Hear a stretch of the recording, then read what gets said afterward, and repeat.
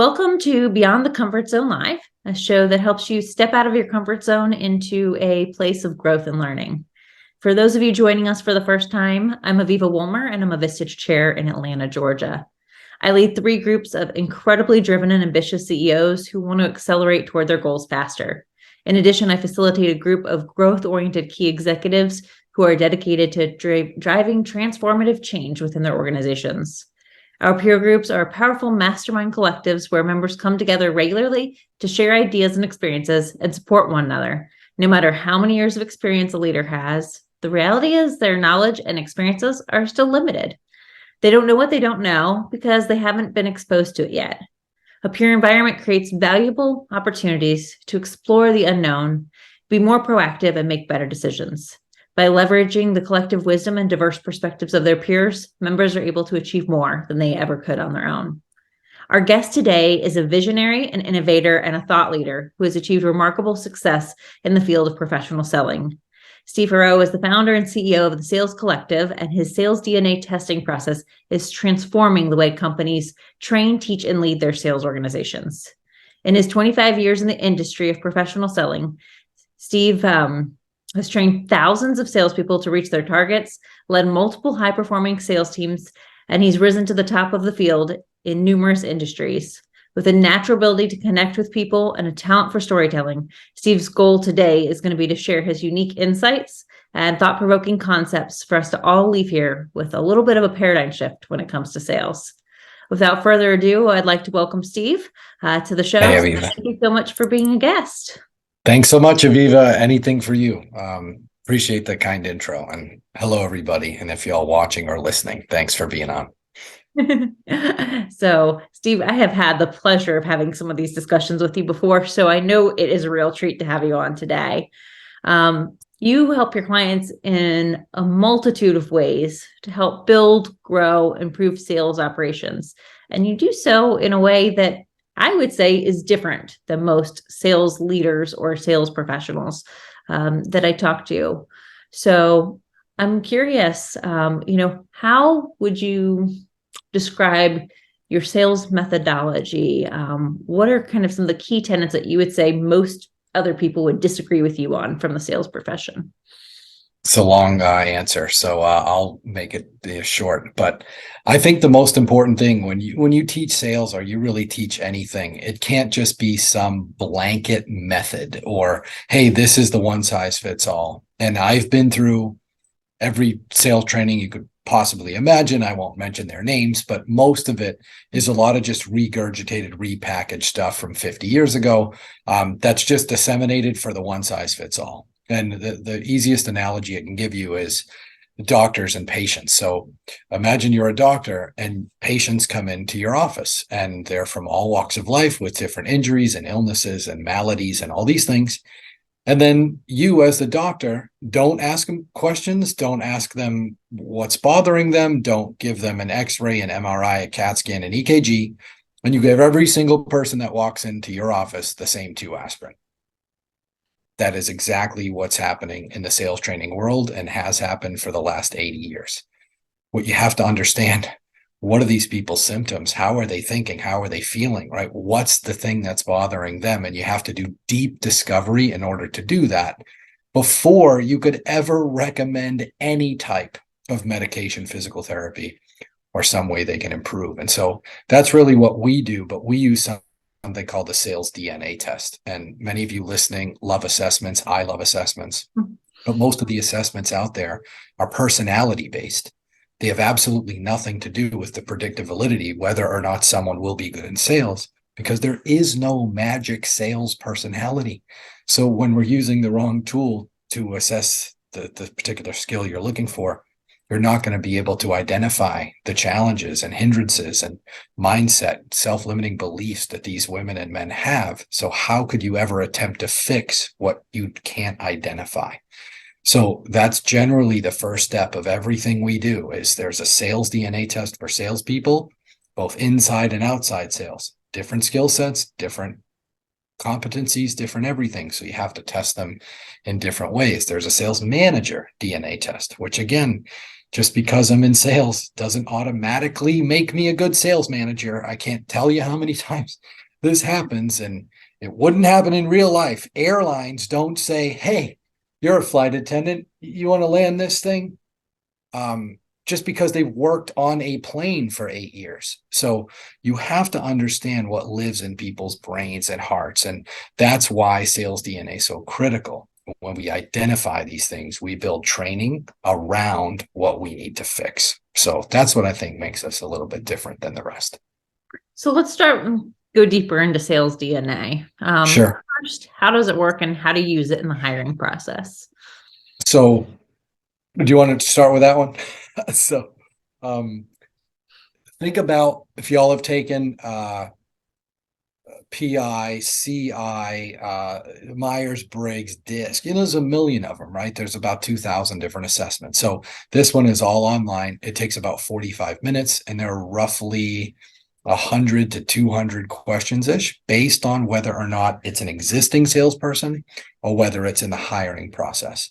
And the version that's in the hiring process, which is really where this thing is really best and most applicable and predictively valid, is we're asking questions of people based on the ideal avatar the client wants to hire for.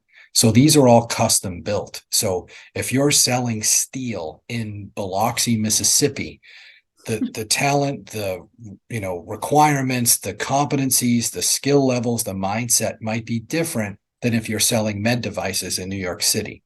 So it would not be the same sales DNA test. And so when we use this tool in the hiring process, it's 92% predictive of success in sales. There's not an assessment that's above 50%. And so with 33 years of data, testing 2.4 million salespeople at the time of this recording, we know the math and we know what it takes to be successful. And most of the things we measure, people have never heard of. The need to be liked, that's one major hindrance that lives in roughly 8 out of 10 salespeople. If you need to be liked as a salesperson, you will give everything away. You will not challenge the prospect, and you won't hold firm on pricing. So if you can't identify this in an interview or a resume, which you can't because it ain't on there, you're going to have a difficult time hiring people that are going to be successful. Comfortability with money, that's another one. Recovery from rejection, that's another DNA hindrance we see. An unsupportive buy cycle, which means if a salesperson sells to their prospect the way they buy, they're going to lose customers. Because if you buy impulsively, you will assume that your prospect should buy impulsively. If you buy deliberately and you need to know every single piece of data under the sun, that's how you'll sell. So if you can't identify these things, how could you ever fix them? And so that's why, unfortunately, most companies get hiring wrong, because they're using the wrong tool. They're using some culture assessment or some behavioral assessment that has nothing to do with somebody's success in sales. Yeah, it's interesting. Having been a sales manager at one point in my career myself, those are certain skills and traits that are absolutely necessary, but nobody I know on the market until I came across, sales DNA does test for that. The likability factor is really fascinating. Yeah. It's hard to lead your buddies. And some of because you try to get them to just go to a restaurant you want, and it's a big fight. Like you can't. So if you're a leader of people, you can't be buddy and friendly. You have to earn their respect, and you have to be likable, but you can't need people to like you. It's very difficult to teach and coach that way. And of course, as you know, parent that way. It's very difficult to do that. Mm-hmm. One thing that I always hear, because I'm a big proponent of assessments overall for different reasons. Yeah, they're great. Asked, can't they game it? Don't they know those things? So I'm curious your take on sales DNA. Can a salesperson game it? Yeah, it's funny. There used to be websites dedicated, right, to how to game, right, the sales evaluation. And what's interesting is the algorithms change. So nobody knows what each one means. What does each question count for? There'd be no way to judge because they're not all equal. In other words, they're not all worth 10 points, for example. The other way why it's not gameable is because we'll ask 3, 4, 5, 6 different questions, but they're related to the same topic, but it's asked in a different way with a different analogy. And so nobody can figure out why the answer to this one is connected to that one. The other thing is we'll ask people questions based on the way they buy and make purchases. They have no idea that the way they buy alters and affects the way they sell. And so they're not simple questions like rate your motivation level, high, medium, low, right? So it's very difficult for someone to try to figure out what we're going for when we ask these questions. And that's why it's interesting to try to see if people can game it. But some of the AI that's built into the testing will know how long somebody takes on a particular question or group of questions. We'll see, again, are they quickly answering? Are they taking enough time to actually process what we're asking? And so it's pretty cool to be able to do that. And people really have no idea. They can try, but the test will actually let us know that the results were unreliable based on how long they take, how long they last on each question, and so on. So you would know and could tell your clients that Pretty damn close. it looks Yeah. like they're trying to do something different. Oh yeah, we've seen it. Yeah. Rare. It's rare. It's kind of like if you see these, thieves or scam artists or, these people, they put so much effort, into trying to scam people and steal their identity. If they actually put that effort into something good, they'd probably be gazillionaire, business owners and successful, people in society. So if you spend all this time trying to game, an assessment, we can tell, and it's like, this is not the right person, right? We already imagine what they're doing in your business and in your company if they're trying to fake some assessment. So it's rare, but we've seen it. And I'm getting pretty good at pointing it out now. That's very cool. It's great that you have that kind of fail safe built in.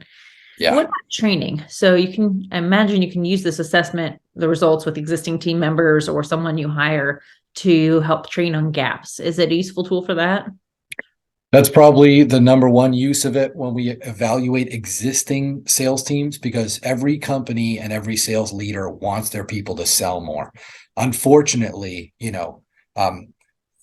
heaping undue loads of pressure and unrealistic quotas that are pulled out of the sky, that doesn't work. This whole carrot and stick thing, from 80 years ago, that's not the society we live in nor the world that we want to be a part of. And so if you don't understand the intricacies of how people are motivated, how can you motivate them? It's kind of odd, but the only style of motivation that most of the leaders today even employ are the I say this and you do that, or I'll threaten this and you better respond to that. And if you don't understand that the reason somebody's not selling is because there's a confidence issue around, right, recovery from rejection, or maybe it's that need to be liked, or maybe they don't have something called supportive beliefs, which means they don't have confidence in what they're selling because there was no onboarding, there was no training, there was, hey, here's the list of people, go call them, or here's some specs, or here's how to do the demo. Most onboarding is the cause of why salespeople don't succeed as well as they should. And you may have remembered this from our time together, but the average length of time for onboarding for a new sales rep is 19 days. 19. Your Vistage members and people have been in Vistage for 5, 10, 15 years every month, and they still keep coming back. And we give salespeople 19 days and expect them to succeed. So it's not just the training piece that's missing. It's really the lack of an ongoing onboarding process, mixed with equal amounts of there's no sales process. So I could train somebody on anything in the world, but if I'm not training them to execute the process we need them to deliver, what am I training them on? So we found that's really the biggest hindrance related to training is there is no sales process. Roughly 8 out of 9 companies don't have one. It's not documented. It's not repeatable. They don't check to see if their people are actually doing it. There's no role play. There's no practice. But again, the salespeople are expected to perform with no help, no tools, no coaching, no training, no onboarding. It's like McFly. I mean, it's just strange how it keeps happening, but it I does. just want to go back and highlight a statistic you just shared because I knew it was bad. I don't think I knew it was that bad, but you said 8 out of 9 companies don't have a Yeah, sales 80, process. 86, 87% do not have a documented sales process that you could pull out and refer to. And it's again, I don't know if people on the call listen to or watch football, but imagine a football team not having a playbook. There's no plays. They just tell the guys or hey, just like get open or something. You have 11 guys running different routes. What, you've got no chance.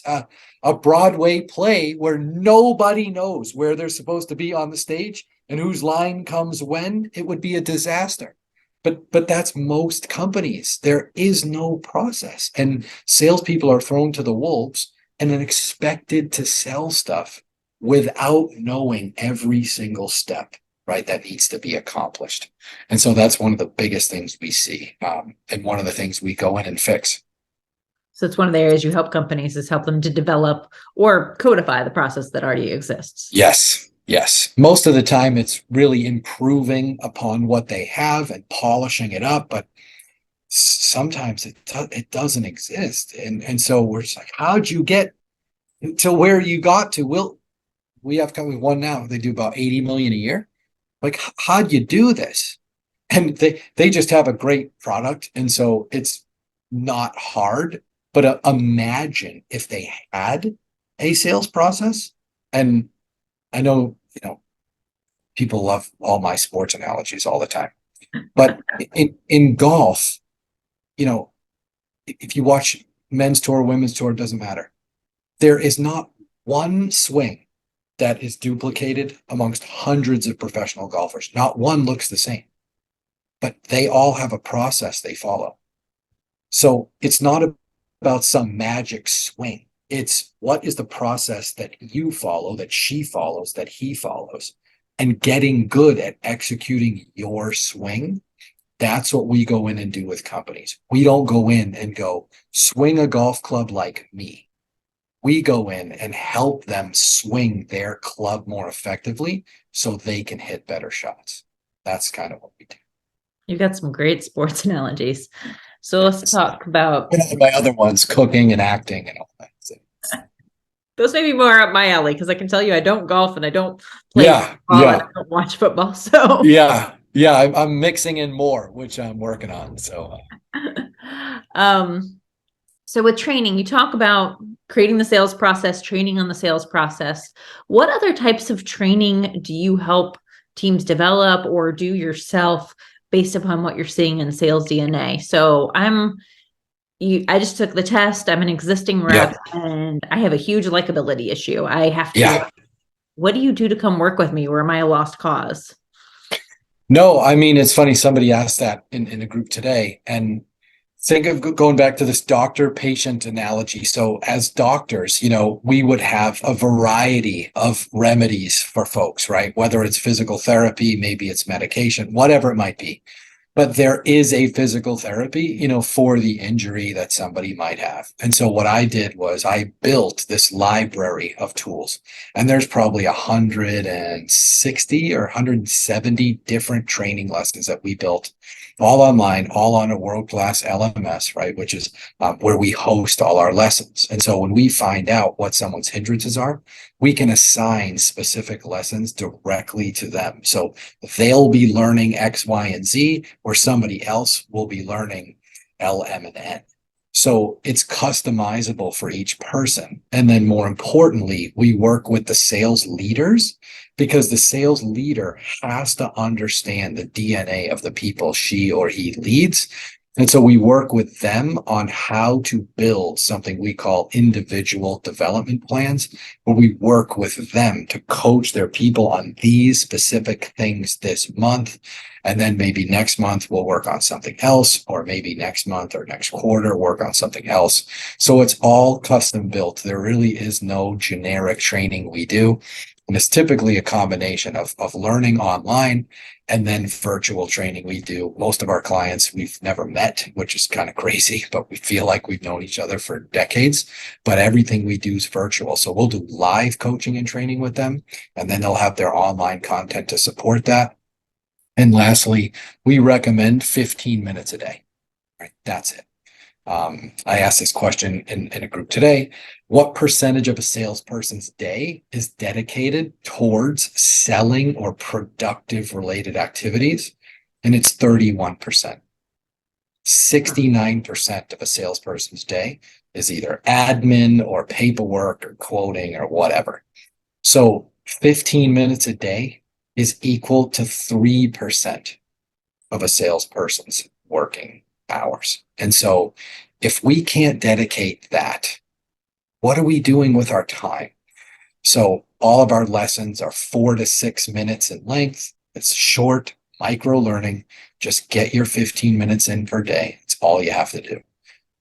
So that's what I think is missing in the training world, because companies out there treat sales training, like it's just, hey, well, maybe we'll check this box or we'll do it once a year. And it's really weird because, I can't not brush my teeth for a year and then take a day off of work, and brush, for 18 hours and then think, oh, I caught up. But that's what companies do for training. Like, that doesn't make sense. You can't go to the gym one day a week for 13 hours and I made up for it. But that's why salespeople struggle so much, because they treat sales training with intensity when it should be treated with consistency. Again, we brush our teeth twice a day, 3 times a day for a minute or two, not once a month for 8 hours or once a year for 24 hours. So that's the consistent part that we try to make sure that our clients are implementing. Yeah. And 15 minutes a day is very palatable. Yeah. Most people fight, I think, training because it's so disruptive at the end of the day, but Yes. minutes is not disruptive. It's just habit building. Yep. That's it. So, and much more consistent. I can tell you, I've been through many sales trainings in my life that 6 months later, I couldn't tell you one thing they said No. because I didn't do anything with it along the way. 100%. So, let's see. So you mentioned before, and this struck me when we went down the path of training, motivation and, basically the carrot and stick principle. Yeah. How do you think you motivate people? I mean, you're right. I mean, carrot and stick's most typical, but what really motivates people? Yeah. It's strange because a lot of the stuff that I believe in regards to motivation is kind of the same way Daniel Pink thinks. And Daniel, and how incredible, he is as a leader, but he talks about this in his book, Drive. And so if anybody wants to read a great book on leadership, get Drive. But the whole carrot and stick thing, this is 100-year-old premise, right? If you give them this, then they'll do this.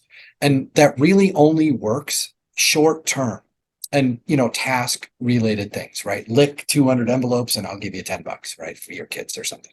But long-term motivation has to come from within. And so we talked about this recently in a group around horses. And so everybody on this call or, a podcast has heard, you can lead a horse to water, but you can't make him drink. And if anybody knows anything about horses, if you've ever tried to pull a horse, that doesn't want to move, yeah, good luck. So what we do with clients, Vistage chairs, employees, right, partners, we just look for thirsty horses.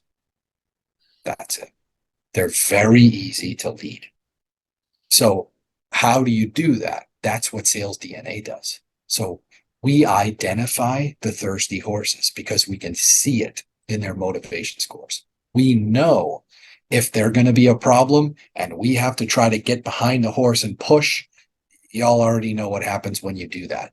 So if you have a salesperson that's complaining about this and that, and they don't do CRM and they don't want to do calls and they don't come to meetings and they're not prepared and they show up late to Zooms, got the wrong horse. There's no changing the horse, right? So it's just much easier, right, to hire effectively than to try to push horses from behind to get them to do what you want, right? It's not going to work. Now, as far as tools within the company, a lot of companies use, and this goes back to kind of carrot and stick again, right? Yeah. Quotas, KPIs, metrics, incentive programs, commission programs. Yeah. Are you saying we scrap all that, or how do those things have a place in the world that you're describing? Yeah. So the overwhelming majority of long-term successful people in life are intrinsically motivated. They're not extrinsically motivated. They're motivated by their own determination, drive, satisfaction, joy, mastery, those types of things. They're not driven by how many millions they can make. And so it's not really a function of what do my people have, really what's better or worse, because there are great salespeople who are motivated extrinsically. They want the money, they want the parking spot, they want the plaque on the wall, they want that stuff. However, if I'm a leader of people and I don't know which style my people are motivated by, talk about wrong carrot, wrong stick. So you've got to know this stuff. Again, if your loved one is a vegetarian and it's Valentine's Day, you're probably not going to cook them rare steak. Probably not going to work out for you. So you should know that. But most sales managers don't know that. And so because they like rare steak, guess what everybody gets served? And that's the issue, right? We practice the golden rule, which we should never practice in leadership and really in life, right? Treat others the way you want to be treated. No, you treat others the way they want to be treated, not the way you want. Nobody cares what you think until they know that you care about how they feel. And so that's the key to leadership, is understanding which carrot, if you like that term, right? Which stick and in which direction and how long and how often. But if we don't know that stuff, we're just guessing. And that's another great part of what DNA does, is it will tell you how each person is motivated. Is it extrinsic? Is it intrinsic? Or is it altruistic, which is the lowest of the three? But there's still a lot of people who are motivated by giving the shirt off their back and doing everything they can for others. But if you don't know which one of those three, right, your folks respond to, how could you possibly attempt to lead them? And so that's why we use this test and training. It just makes the job of a sales manager or sales leader 50 times easier. So I'm curious then, compensation, commission programs, and all that. If people are motivated differently, does that mean there should be different commission programs for each individual sales rep? And yes. Yep. And there's no right or wrong way. We have clients that run the gamut. One of my very first talks in Pennsylvania, I met a gentleman who has 57 sales reps. They have 57 different comp plans. Wow. That's a lot to manage. And when that's what he said. That's what the group said. And he goes, it took me an hour one time. I go, what? He goes, yep, we did it all. We have it all on Excel. Everything's done. So he built, right, the algorithm to what should spit out for commission based on what everybody does and wants and all that stuff. He built it one time, and he has 57 happy people who get rewarded based on what they want. Some are higher commission, some are lower commission, some are no commission, some are all commission, some are huge base, some are low base, some have unlimited vacation time, some have two, so it's really finding out, what's your salesperson's favorite meal, and that's what you make them on Valentine's Day. We have a client, they do 180 million now in food service business. They pay no commissions, zero, not a penny. Their average length tenure for one of their sales reps is 12 years. That's the average tenure. Wow. The average tenure for a normal sales rep in this country is 18 months. They're 12 years, and they have a waiting list of people that want to work there. But what they do is they pay really high base salaries, right? So they're 100K to 150K base, no commission, unlimited vacation time, every benefit you can imagine under the sun, and all the things, all the perks, right, that they would want. But the key is they do spot bonuses. So what I mean is nobody knows when a bonus is coming and nobody knows what it's for. So we met this guy, Scott, and he shipped like 500 pallets of Jenny-O chicken or something to HEB. So the company just showed up one day and go, hey, buddy, here you go. Here's a Rolex. And he was like, what? And he always wanted a Rolex. He would never buy it for himself. How did they know that he wanted a Rolex? And so people say, oh, they asked him, or they, no, they're very friendly with everybody's spouses. They know the kids' names, the dogs' names, they know all of that. So they asked his wife, what is one thing Scott would never buy for himself that we could get him to show our appreciation? And that's what she said. This guy will never leave the company. He will never leave. And they don't make 1 cent of commission. And all their employee engagement surveys, where they do to see how happy their people are, is always 99%. Their client retention's like 98.8. It's crazy. And there's no focus on sales. There's no focus on revenue or outcomes or any of that stuff. It's just, let's help our customers, right? And that's it. So there is no magic way. But that's just one example of a company that doesn't pay a dime, right? And their salespeople are killing it. It's interesting to hear because, we always have, I think, very preconceived notions that there's a certain way to do it. Yep. And to hear companies that are successful doing it very differently, ending those notions. Yes. It's growing. This faction of people that think differently is growing, and we're seeing it a lot in the benefits world. As a company, we have unlimited vacation time, right? Mm-hmm. Take as much as you want.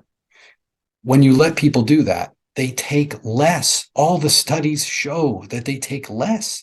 The reason companies offer employee benefits is to, retain them. That's the point. Companies don't do it out of the goodness of their heart, unfortunately. They do it so they can be competitive in attracting and retaining talent. So if you look at the benefits world, if you come to a company and I say, Aviva, you can choose any of these benefits you want. By the way, we offer 19 different medical plans. Pick the one that's best for you and your family. We offer 72 funds and 401k. Pick the one that's best for you and your family. When employees are given choice, that's what they want. If an employee comes to a company and goes, here's your dental plan. You have to see this dentist in this city at this time. Here's your 401k. No, I don't like that fund. No, well, that's what you're getting. Not good. And so you think about the same way as a comp plan.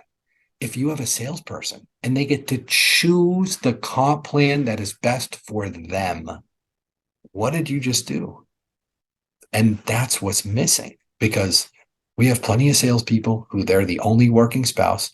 And let's see that the husband's at home with the kids, right? And the wife is working, and it's a one income family, and maybe their kids are about to go to college. She might want a higher base salary for security reasons. Just maybe what she wants. Maybe it's a younger person. Maybe they're single, not married yet, and they just want to start saving to buy a house. And they want all commission. Cool, give them that. So it's about letting them choose and have the ability to either earn more money, earn more vacation time, spend more time with their family, whatever it is. But if you give people choice, they'll be more apt to stay longer term. So no one size fits all. No. And especially with comp. Give people choices. Amazing to see what comes from that. Yeah. So I know that you have some unique tools. You use Sales DNA. Obviously, your strategies are very different and unique, which is why I wanted you to be my guest today. I'm curious, is there anything new or exciting that you're implementing or that you're brewing right now? Yeah, it's funny.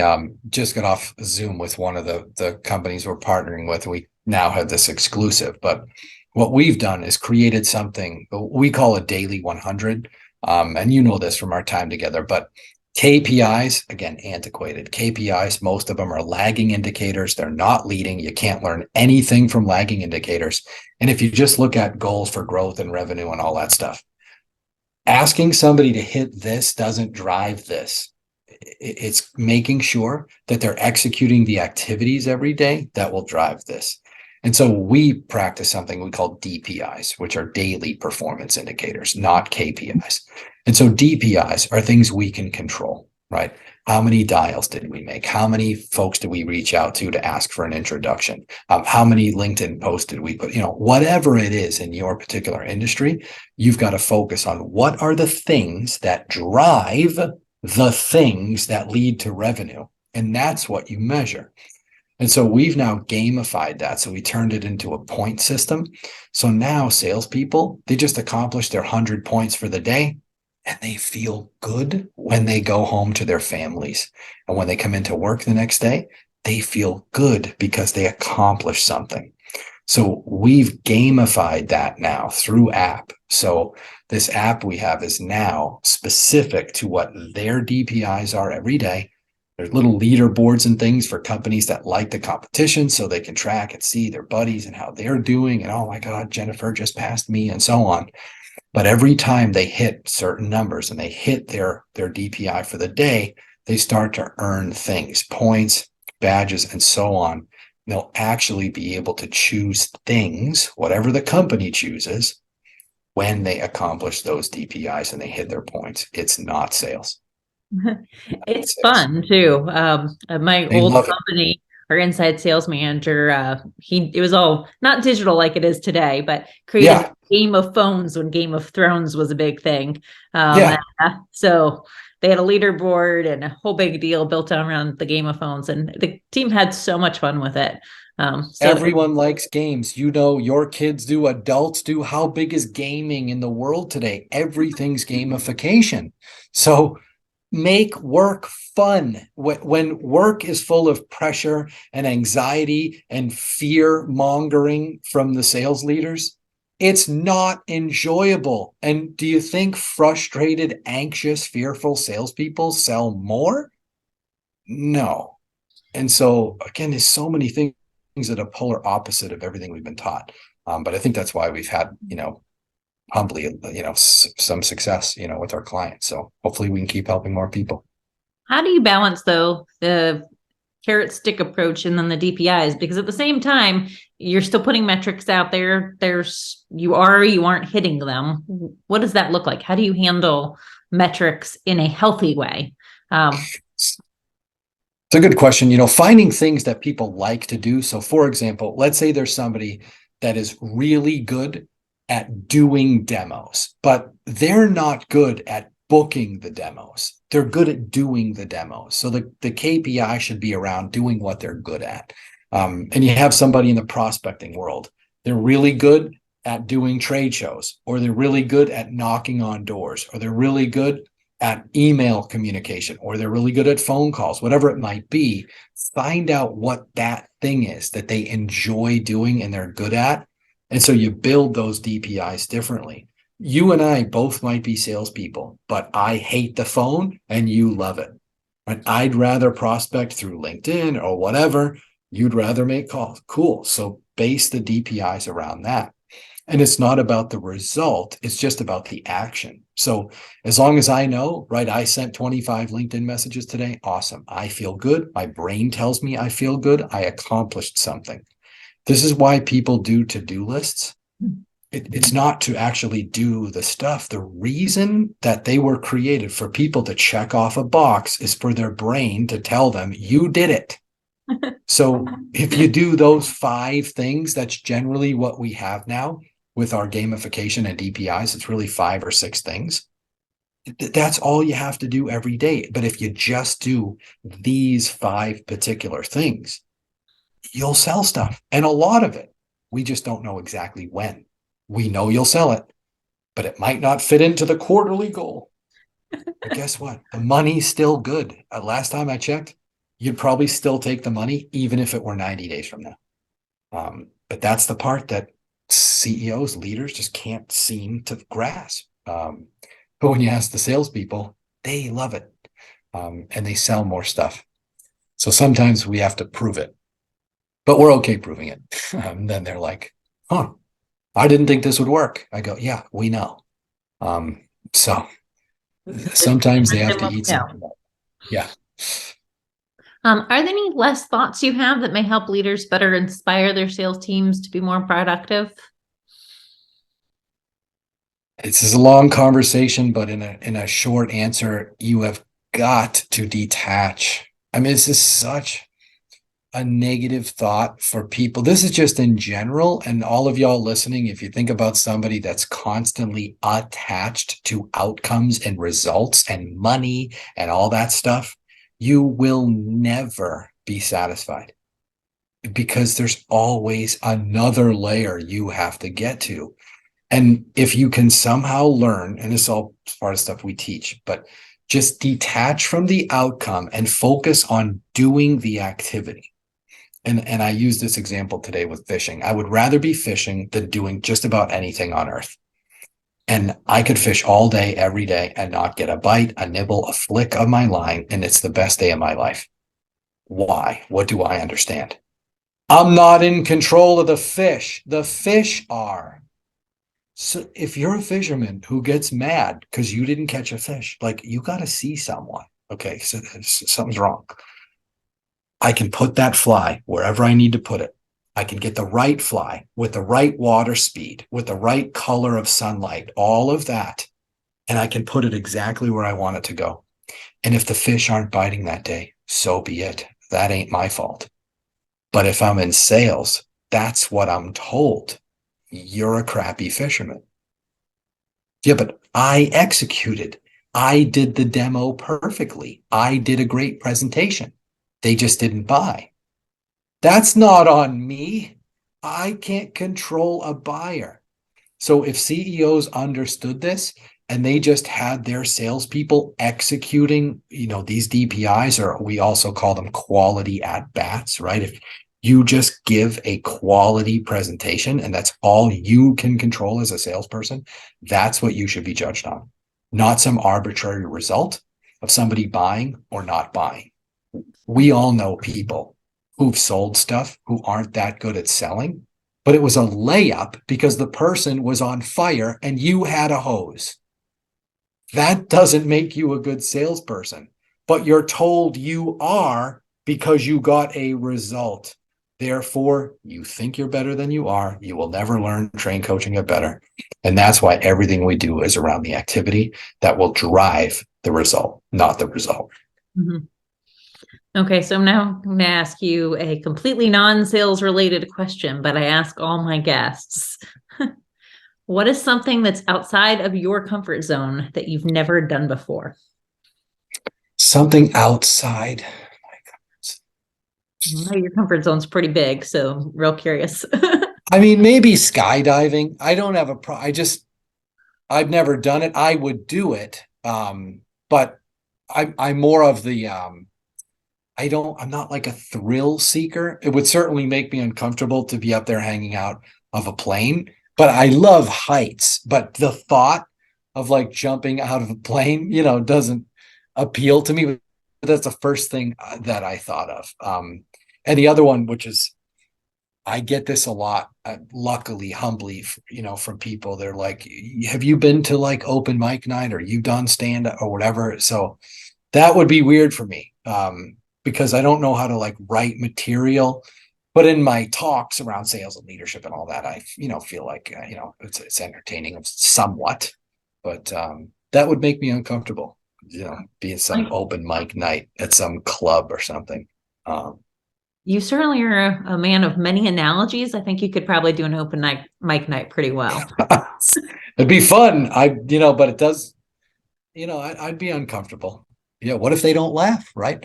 But all of y'all that are listening, you probably could tell now it's still something, to be worked on with people. But that fear, of public speaking or of mic or whatever, it's all tied to that need to be liked.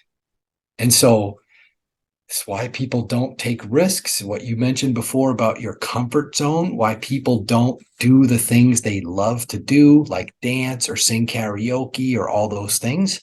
It's because they're worried that people will think badly of them or they'll be embarrassed or something.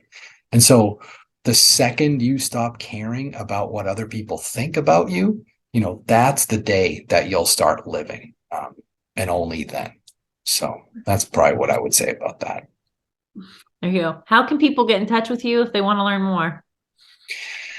Easy way, email. You could email, me or Janae on my team, but Steve at the Sales Collective. That's an easy one.com. LinkedIn, you and I know we're on there a lot. Just Steve Heroux, Heroux. But those are probably the best ways to reach out. Again, if you want some more info or all that stuff, like, we're happy to help, but I just want to keep adding value as much as we can. So if any of y'all have questions or comments or want to connect on LinkedIn, we'd be happy to connect. Awesome. Thank you so much for joining me today. It is Thanks again, Aviva. Good to see you again. Honor to have you as a guest on my show and expose the world to some new ideas. Yes, Until next time, everyone, on Beyond the Comfort Zone, I encourage all of my viewers to try something new outside your comfort zone, because that's where growth occurs and life begins. Thanks, everybody.